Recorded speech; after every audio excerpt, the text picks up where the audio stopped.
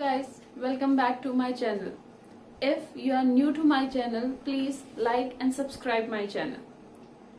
In our previous video, we have studied about the electromagnetic wave theory. In electromagnetic wave theory, we have studied the postulates of electromagnetic wave theory and then we have studied the electromagnetic spectrum. In this theory, we'll start this video with the limitation of the electromagnetic wave theory. इस video में हम अपने video की starting किससे करेंगे? With the limitation of electromagnetic wave theory. Now, what are the limitations of electromagnetic wave theory? The limitations of electromagnetic wave theory is that electromagnetic wave theory is not able to explain some of the features of the light. ठीक है, कुछ features of light को electromagnetic wave theory क्या कर रही थी? Explain कर रही थी, बट कुछ प्रॉपर्टीज ऑफ लाइट को इलेक्ट्रोमैग्नेटिक वेव थ्योरी एक्सप्लेन नहीं कर पाई, such as black body radiation. Black body radiation. So what is the first limitation of electromagnetic wave theory? That electromagnetic wave theory is not able to explain the phenomenon of black body radiation. The second limitation of electromagnetic wave theory is photoelectric effect. Photoelectric effect. Electromagnetic wave theory photoelectric effect को भी explain नहीं कर पाई. Photoelectric effect is again a property of light. Clear? So जो electromagnetic wave theory थी वो photo electric effect को भी explain नहीं कर पाई. Third limitation is variation of heat capacities of different solids as a function of temperature. Means different solids have different heat capacities at a particular temperature. मतलब different solids की आपकी क्या होती है? Different heat capacities होती है. Clear? So these are the limitations. ये limitations किसकी limitations है? Electromagnetic wave theory की. Today in this video we'll briefly explain the black body radiation and the photoelectric effect. हम black body radiation और photo electric effect को briefly explain करेंगे, deeply explain करेंगे that how what is black body radiation, what is photo electric effect, कैसे electromagnetic wave theory के लिए ये दोनों लिमिटेशंस हैं और अगर ये दोनों इलेक्ट्रोमैग्नेटिक वेव थ्योरी के लिए लिमिटेशंस हैं तो किसने इन्हें एक्सप्लेन किया. So first we will start with black body radiation. Black body radiation. Now, before moving to the black body radiation, हम क्या समझेंगे? What do you mean by a black body? Clear? And before moving to the definition of the black body, let us consider any body. Let us consider any body. When white light falls in this body, ठीक है, जब white light क्या होती है किसी भी body पे गिरती है, white light falls in any body, then three phenomenon takes place. तीन चीजें यहाँ पे हो सकती हैं. एब्जॉर्प्शन, या तो हमारी लाइट क्या होगी? एब्जॉर्ब होगी. ठीक है, ये बॉडी क्या करेगा? कुछ अमाउंट ऑफ लाइट को एब्जॉर्ब करेगा, कुछ अमाउंट ऑफ लाइट को ये क्या करेगा? रिफ्लेक्ट करेगा और कुछ अमाउंट ऑफ लाइट को ये क्या करेगा? ट्रांसमिट करेगा. Clear? Whenever light falls on certain body, ठीक है, whenever light falls on certain body, वो क्या करेगा? या तो कुछ amount of radiations को absorb करेगा, कुछ amount of radiations को reflect करेगा और कुछ amount of radiations को वो क्या करेगा? transmit करेगा. और जिस amount के radiations को वो reflect करेगा उसकी वजह से हमें उसका कलर कैसा दिखाई देगा? black. ठीक है, for example this board, the colour of this board appears as white. ठीक है, अब क्यों इसका कलर व्हाइट दिख रहा है हमें? बिकॉज यहाँ पे जो लाइट गिर रही है उससे जो रिफ्लेक्ट होके लाइट हमारी आईज में आ रही है वो उसका कलर कैसा है? White colour. Same with this marker pen. ये मार्कर पेन का जो कलर है वो कैसा कलर अपीयर हो रहा है, that is black. Why it is black in color? Because when incident light, when white light falls in this marker pen, it reflects the light which is light or radiation which is of black color. ठीक है, ये कौन सी radiation को emit कर रहा है, जिस radiation का कलर हमारा क्या है, ब्लैक है. तो ये हमारी एक जनरल बॉडी परफॉर्म करती है, सम अमाउंट ऑफ रेडिएशन को एब्जॉर्ब करती है, सम अमाउंट ऑफ रेडिएशन को रिफ्लेक्ट करती है और सम अमाउंट ऑफ रेडिएशन को ट्रांसमिट करती है. But what is the definition of a black body? Black body क्या है? A body which is a perfect emitter or perfect absorber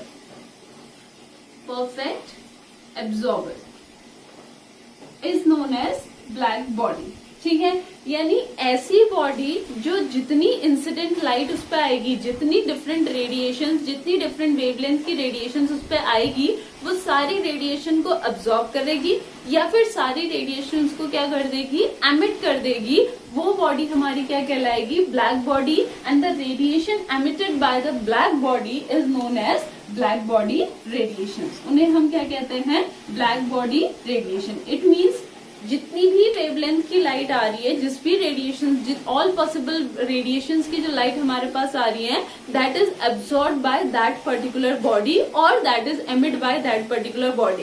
it's not like that कि some radiations are absorbed, some are reflected, some are transmitted. If it absorb all the radiation, it absorb all the radiation, and if emit, then it emits all the radiation. This is the definition of a black body. Clear? Now whenever we heat any substance, जब हम किसी substance को क्या करते हैं, heat करते हैं.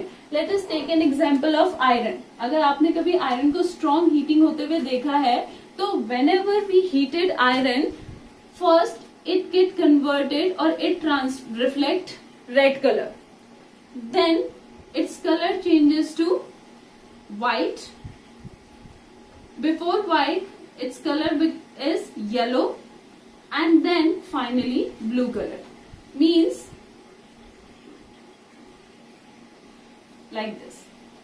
When we heat iron, first it gives yellow color light, then yellow, then white, then blue. Clear? It means जब हम क्या कर रहे हैं, किसी भी सब्सटेंस को हीट कर रहे हैं, at different temperature the light emitted by the body is of different frequency. ठीक है, जो लाइट एमिट हो रही है यहाँ पे वो डिफरेंट फ्रीक्वेंसी की हो रही है. That's why the colours are different. If you see this, here it is red and here it is blue. If we compare red and blue, the frequency of blue is greater than that of the frequency of the red. It means with increase in temperature, जैसे जैसे हम temperature को increase कर रहे हैं, more and more amount of heat is absorbed by the body and more amount of the radiation having higher frequencies emitted by the body. Clear? But according to electromagnetic wave theory के according क्या था, the energy emitted or absorbed continuously. जो energy emit और absorb हो रही है वो क्या है, कॉन्टिन्यूअसली है. If you remember the first postulate of electromagnetic wave theory, that the energy is emitted or absorb continuously. ठीक है, तो if the energy is emitted और एब्जॉर्ब्ड कॉन्टिन्यूअसली, इट मीन्स क्या है, that the energy of the radiation, it means the energy of radiation, it depends upon the intensity of the radiation. ठीक है, जो radiation है उसकी एनर्जी किस पे डिपेंड कर रही है, intensity of the light, and is independent of the wavelength and frequency. मतलब उसका वेवलेंथ और फ्रीक्वेंसी से कोई रिलेशन नहीं है. The energy of that particular radiation, it depends only and only upon the intensity of the light. Means कितनी ज्यादा intense है. And intensity, we can calculate the intensity from the amplitude of the wave. Greater the amplitude of the wave, greater is the intensity. Clear? Now if energy of the radiation depends upon, अगर energy of the radiation सिर्फ intensity पे depend कर रहे हैं, it means when we heat a body, the color of the radiation remains same. अगर हम किसी body को क्या कर रहे हैं, हीट कर रहे हैं, तो with increase in temperature only intensity increases, and if only intensity increases, there is no change in the frequency and wavelength, then the color should also remain same. But in this case we are watching that the color is continuously changes with the change in the temperature. So according to electromagnetic wave theory क्या रहना चाहिए था? Colour same, but colour क्या हो रहा था हमारा? Change. सो इस वे में जो ब्लैक बॉडी रेडिएशन था वो इलेक्ट्रोमैग्नेटिक वेव थ्योरी का क्या था? एक limitation. Clear? Now we move to our next limitation, that is photo electric effect.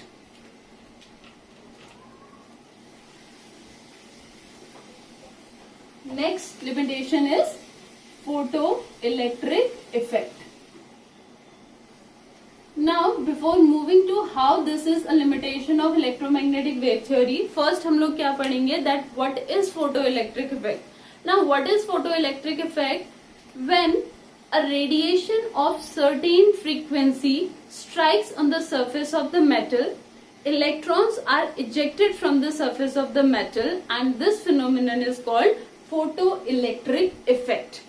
जब एक पर्टिकुलर फ्रीक्वेंसी, एक मिनिमम फ्रीक्वेंसी की रेडिएशन किसी भी मेटल की सरफेस को स्ट्राइक करती है तो उस मेटल से क्या होता है? रेडिएशंस एमिट होती हैं. उस मेटल से आपका इलेक्ट्रॉन इजेक्ट होता है and this phenomenon is called photoelectric effect and the electrons ejected are known as photoelectrons. उसे क्या कहते हैं हम? photoelectrons.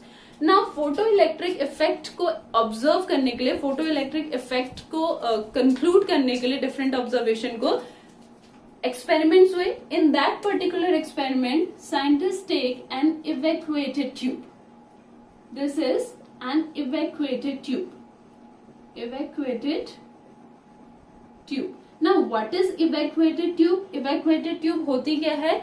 A tube from which all the air is removed. ठीक है, एक ऐसी ट्यूब जिससे सारी की सारी एयर को क्या कर दिया जाता है? रिमूव कर दिया जाता है, so that when white light falls on that particular evacuated tube, जब व्हाइट लाइट उस पर्टिकुलर इवैक्यूएटेड ट्यूब में रखे, हीटिंग मटेरियल कंडक्टिंग मटेरियल से टकराए तो कोई भी हीट उस ट्यूब से अपने आप बाहर रिलीज ना हो सके. Clear? That is an evacuated tube. So हमने basically क्या किया है? We have converted the discharge tube into the evacuated tube by removing all the air from the discharge tube. Clear? It means no air is in this.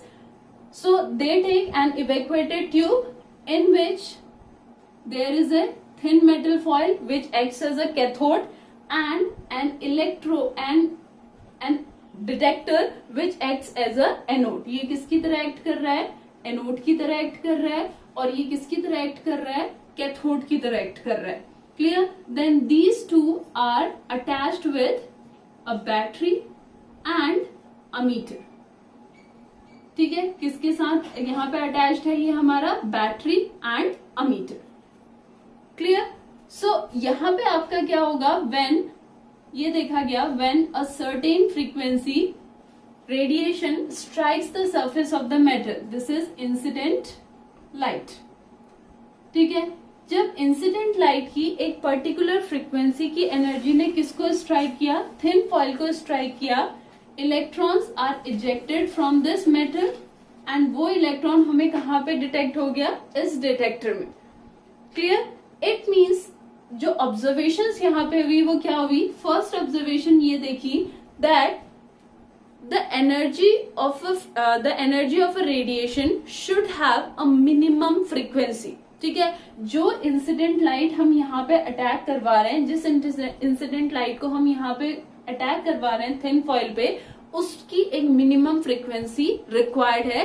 If the energy of that particular radiation is less than minimum frequency, the ejection of electron will not takes place. ठीक है, कैसे पता चला? Starting की उन्होंने with less amount of energy से, means an radiation which has lesser frequency, no ejection will takes place. Ejection नहीं हुआ, कैसे पता चला? Because electron is a microscopic particle, हमें वो दिखता नहीं है. ठीक है, but with the help of the detector we know that electrons are ejected or not.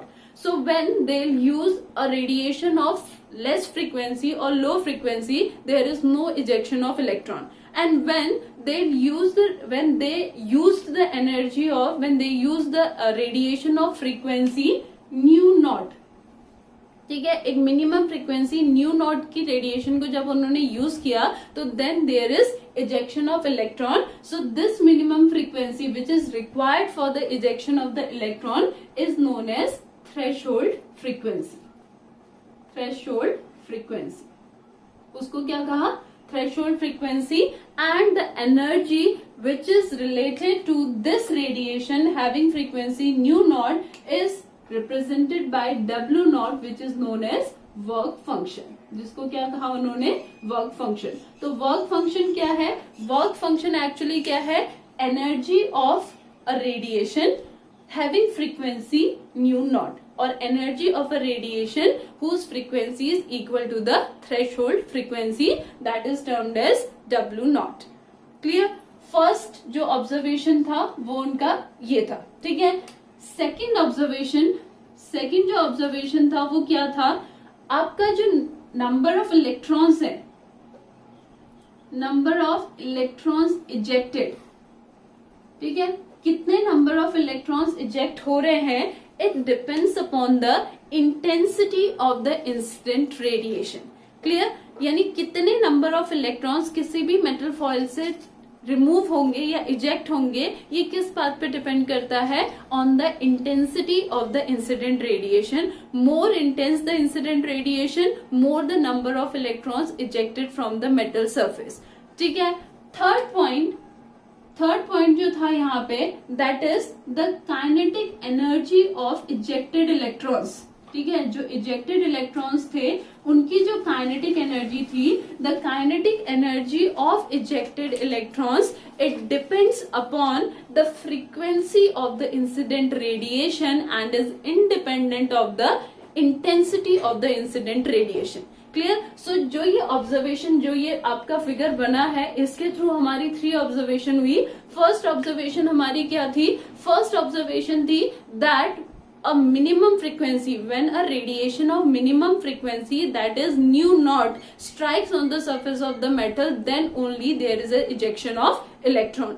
This nu naught is known as threshold frequency and the energy related to the threshold frequency is known as work function. Clear? Second जो इसका observation था वो क्या था? That the kinetic energy of the ejected electron, जो ejected electron की kinetic energy है, that energy depends upon the frequency of the incident radiation and doesn't depend upon the intensity of the incident radiation. वो सिर्फ और सिर्फ किस पे depend कर रही है? फ्रीक्वेंसी पे डिपेंड कर रही है, ना कि इंटेंसिटी पे. और जो थर्ड क्या था आपका? That the number of the electrons ejected, it depends upon the intensity of the incident radiation. Now ये सारी ऑब्जर्वेशन जो थी वो एक्सपेरिमेंटल ऑब्जर्वेशन थी. Clear? Now if we correlate the photoelectric effect with electromagnetic wave theory, अब अगर हम इसको किससे कोरिलेट करें? इलेक्ट्रोमैग्नेटिक वेव थ्योरी से कोरिलेट करें, तो according to electromagnetic wave theory the energy emitted or absorb continuously. अगर energy emitted or absorb continuously हो रही है, it means all the radiations are capable for photo electric effect. सारे के सारे इलेक्ट्रॉन्स फोटो इलेक्ट्रिक इफेक्ट को show करने की कैपेबिलिटी रखते हैं. Clear? But in this it is clear that all the radiations are not capable to eject the electron from the surface of the metal. Only radiations whose frequency is more or equal to the threshold frequency is capable to eject the electron from the surface of the metal. So black body में हमने क्या पढ़ा? जैसे जैसे हम temperature increase कर रहे हैं, जो रेडिएशंस एमिट हो रही है उसका कलर चेंज हो रहा है. But according to electromagnetic wave theory colour change नहीं होना चाहिए था, because energy is emitted or absorb continuously. Same photo electric effect में भी हमने पढ़ा कि जब हम एनर्जी को इंक्रीज कर रहे हैं या इंसिडेंट लाइट की फ्रीक्वेंसी को इंक्रीज कर रहे हैं, तब हमारे इलेक्ट्रॉन्स इजेक्ट हो रहे हैं. But according to electromagnetic wave theory, जो इलेक्ट्रॉन्स का इजेक्शन है, इलेक्ट्रॉन्स का इजेक्शन हर रेडिएशन के थ्रू पॉसिबल है. तो इस वे में ब्लैक बॉडी रेडिएशन और फोटो इलेक्ट्रिक इफेक्ट को इलेक्ट्रोमैग्नेटिक वेव थ्योरी एक्सप्लेन नहीं कर पाई थी. नाउ द क्वेश्चन, किन्होंने इन थ्योरी को एक्सप्लेन किया? किस साइंटिस्ट ने इस थ्योरी को एक्सप्लेन किया? And that scientist is Max Planck. So next we'll study the Planck's quantum theory. Next is Planck's quantum theory. Planck's quantum theory. Now we have studied electromagnetic wave theory, limitations of electromagnetic theory. We have understand what is black body radiation, what is photoelectric effect, and how these two are the limitations of electromagnetic wave theory. Now we'll study the explanation of black body radiation and the photoelectric effect. Clear? Now the black body radiation and the photoelectric effect was explained by Max Planck in 1900 by postulating its theory, which is known as Planck's quantum theory. So the postulates of Planck's quantum theory are, जो postulates हैं Planck's quantum theory के, वो क्या है? अगर आपको first postulate electromagnetic wave theory का याद है, जो मैंने बार बार रिपीट भी किया है, that energy emitted from any source of radiation, any source is continuous. ठीक है, but according to the postulate, first postulates of Planck's quantum theory, इसने कहा the radiant energy emitted from any source is not continuous but discontinuous in the form of small discrete packets of energy. So इसने कहा कि जो energy emit होती है वो कैसे एमिट होती है? डिसकॉन्टिन्यूअस फॉर्म में एमिट होती है. और किस फॉर्म में एमिट होती है? Discrete packets of energy. Discrete packets of energy, and this packet of energy, each such packet of energy is known as quantum, and in case of light it is known as photon. ठीक है, so the first postulate of Planck's quantum theory is the radiant energy or the energy emitted from any source is not continuous but discontinuous in the form of small discrete packets of energy. These packets of energy, each such packet of energy is known as quantum, and in case of light it is known as photon. उसे क्या कहते हैं? Photon कहते हैं. Now the second postulate of this theory is that energy of each quantum is depend upon the frequency of the radiation. Is depend upon the frequency of the radiation. किसी भी packet, जो packet small packet बना है energy का, उसकी जो energy है वो किस बात पे डिपेंड करती है? हमारी रेडिएशन की फ्रीक्वेंसी पे. So energy of each quantum is proportional to the frequency of the radiation. That is E is directly proportional to nu, और E is equals to h nu, where h is the Planck's constant whose value is 6.626 into 10 to the power minus 34 joule second. Clear? This is the experimental value and this value you have to learn. ठीक है, so according to second postulate, हर quantum जो है उसकी energy किस पे depend करती है? Frequency of the radiation. E is directly proportional to nu, and E equals to h nu, where h is the Planck's constant whose value is 6.626 into 10 to the power minus 34 joule second. Now the third postulate, जो third postulate था Planck's का, वो क्या था?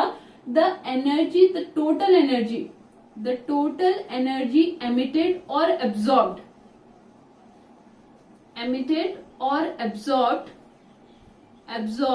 is equals to, जो amount of energy emit or absorb हो रही है वो किसके इक्वल होगी? The total energy is equals to NH nu whole number multiple, where n is any integer. n क्या हो सकता है? कोई भी इंटीजर हो सकता है. 1 2 3 4 5 6 anything.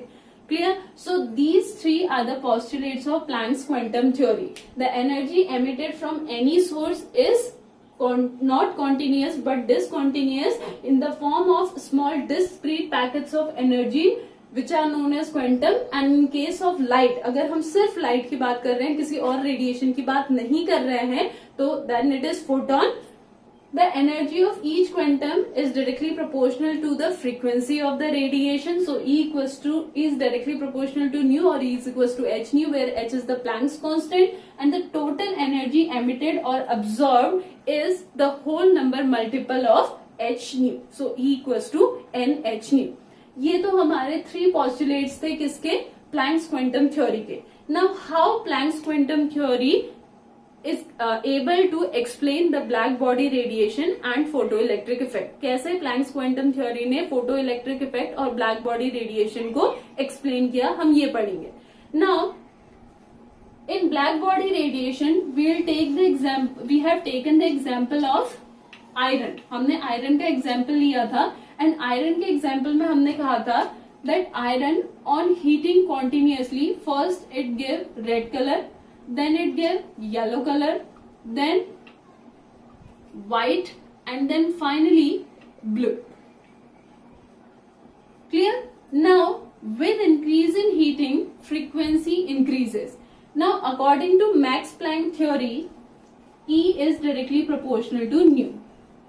When we heated a body, it absorbs more and more amount of heat, as a result of which it emits radiation of greater energy। हम जब किसी बॉडी को हीट करेंगे तो वो ज्यादा से ज्यादा अमाउंट ऑफ हीट को क्या करेगा, अब्सॉर्ब करेगा। वो जितनी ज्यादा अमाउंट ऑफ हीट को अब्सॉर्ब करेगा उतनी ही हायर एनर्जी की रेडिएशन को वो क्या करेगा, एमिट करेगा। Now the energy of any radiation is directly proportional to its frequency. अगर एनर्जी ज्यादा होगी तो फ्रीक्वेंसी भी क्या होगी, ज्यादा होगी, और अगर फ्रीक्वेंसी ज्यादा होगी या फ्रीक्वेंसी चेंज होगी तो कलर भी कॉन्टिन्यूअसली क्या होगा, चेंज होगा। So the second postulates of Planck's quantum theory is capable to explain the black body radiation. ठीक है, किसको एक्सप्लेन कर दिया उसने, ब्लैक बॉडी रेडिएशन को, that with increase in temperature हमारी जो रेडिएशंस की कलर होगी वो भी क्या होगी, चेंज होगी, बिकॉज वहां पे जो रेडिएशंस है उसकी एनर्जी किस पे डिपेंड करती है, फ्रीक्वेंसी पे, ना कि इंटेंसिटी पे। Now if we talk about the photo electric effect, अगर हम किसके बारे में बात करते हैं, फोटो इलेक्ट्रिक इफेक्ट के बारे में बात करते हैं, तो what is photo electric effect? Photo electric effect is basically the ejection of the electron from the surface of the metal. हम किसी सर्फेस ऑफ द मेटल से इलेक्ट्रॉन को बाहर निकाल रहे हैं। We know that in an atom we have electron, protons and neutrons. हमारे पास इलेक्ट्रॉन भी है, हमारे पास प्रोटॉन्स भी है, हमारे पास न्यूट्रॉन्स भी है। ठीक है, now electrons and protons they are oppositely charged. Clear? Now electrons and protons जो है वो एक दूसरे से क्या है, बॉन्डेड है बाय अट्रैक्टिव फोर्स। ठीक है, उन दोनों के बीच में अपोजिट चार्ज का अट्रैक्शन है। So the amount of energy which is more than the amount of the attraction which is present between the proton and the electron, that amount of energy is capable to eject the electron from the surface of the metal.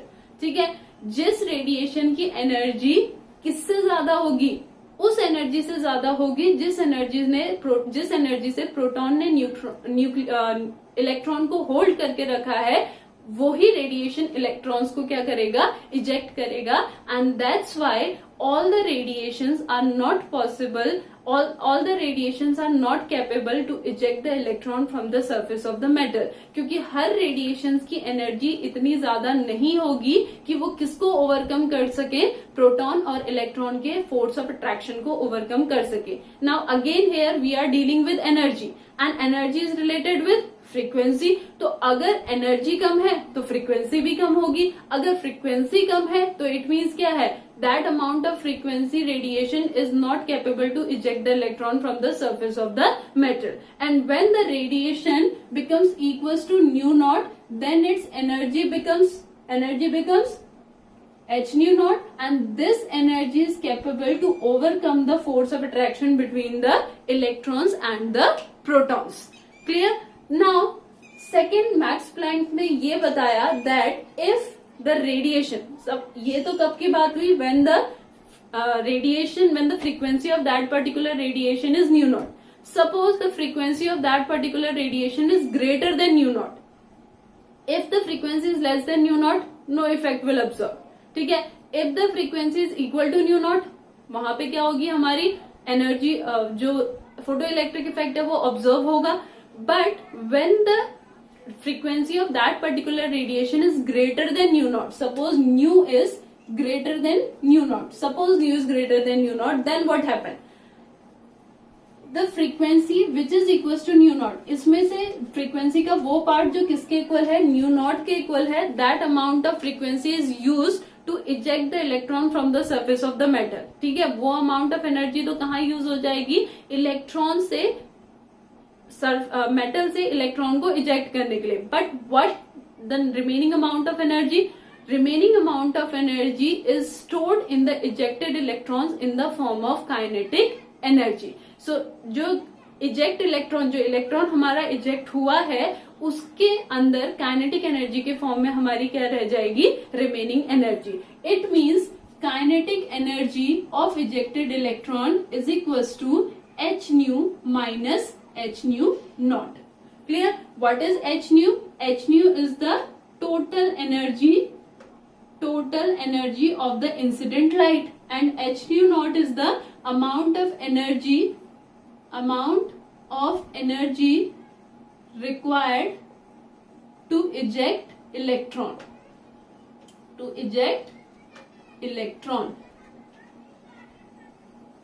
clear? So kinetic energy equals to H nu minus H nu naught. जब हम total energy में से इस energy को minus करेंगे तो जो amount of energy वहां पे बचेगी that is equals to kinetic energy, and we know that the formula of the kinetic energy is half mv square. So half mv square equals to h nu minus h nu naught. So in this way we can able to calculate the velocity of the ejected electrons also. So इस way में हम लोग क्या find out कर सकते हैं, जो electron हमारा इजेक्ट हुआ है उसकी वेलोसिटी को भी फाइंड आउट कर सकते हैं। So Planck's quantum theory explain both the effect, that is black body radiation as well as the photoelectric effect in this manner by using its second postulate, that is E equals to h nu. So from the above discussion we conclude that some properties of light interference or diffraction हम कब explain कर सकते हैं, when we consider that light has wave nature, ठीक है, and some properties of light like black body radiation and photoelectric effect हम कब explain कर सकते हैं, when we consider that the light possess particle nature. So by studying the electromagnetic wave theory, black body radiation, photoelectric effect and Planck's quantum theory, we concluded that light possesses dual nature, that is wave as well as particle nature. Clear? So now we'll do the numericals based on today's topic. Now the first question is, calculate the kinetic energy of the ejected electron when yellow light of frequency 5.2 into 10 to the power 14 per second falls on the surface of the potassium metal. So it means we have to calculate the kinetic energy of the ejected electrons. Means electron is ejected from the surface of the metal and the ejected electron has kinetic energy also. वो kinetic energy हमने find out करनी है. When yellow light of frequency is also given to us, that the frequency of incident light, ठीक है, incident light की frequency हमें दे रखी है, that is 5.2 into 10 to the power 14 per second. It falls on the surface of the potassium metal and threshold frequency is also given to us, that is 5 into 10 to the power 14 second. अगर यहाँ पे question में क्या होता, ये जो value है, this value is less than this value, so आप सीधे क्या लिख देते, there is no ejection of electron because the incident frequency is less than threshold frequency. But here threshold frequency is 5 into 10 to the power 14 per second and the incident ray frequency is 5.2 into 10 to the power 14 per second, which is more than threshold frequency. It means ejection of electron is possible. So हम यहाँ पे क्या apply करेंगे, that same formula, kinetic energy equals to h nu minus h nu naught. Clear? H nu minus nu naught. Now what is the h? This h is Planck's constant, that is 6.626 into 10 to the power minus 34. Now what is nu? Nu is 5.2 into 10 to the power into 10 to the power 14 minus 5 into 10 to the power 14. Clear? On solving this we get 6.626 into 10 to the power minus 34 into 0.2 into 10 to the power 14. Clear? 10 to the power 14 हम लोग common लेंगे, अंदर क्या बचेगा 5.2 minus 5 and 5.2 minus 5 becomes 0.2. Now on solving this what we get 1.325 into 10 to the power minus 20 joule. ठीक है, because this is energy and the unit of energy is joule, so kinetic energy जो हमारी निकलेगी वो क्या होगी 1.325 into 10 to the power minus 20 joule. It means जो frequency, जो एनर्जी यहाँ पे हमने दी थी, that energy which whose frequency is equal to 5.2 into 10 to the power 14, उसमें से सिर्फ इतना पार्ट जो बचा that is ejected in the form of kinetic energy, rest is used to eject the electron from the surface of the metal. Clear? Now in this way we will do the first type of question. Now we will move our second question.